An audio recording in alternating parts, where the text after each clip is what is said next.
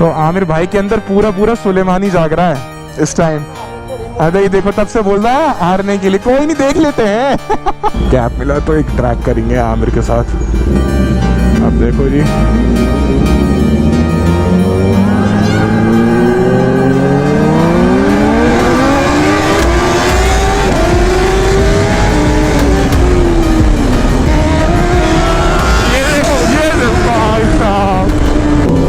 भाई चीज तो है यार, ये आवाज बहुत जबरदस्त है इसकी। और देखो जितनी मैं इसकी तारीफ कर रहा हूँ ना उतना हवा में उड़ रहा है ये।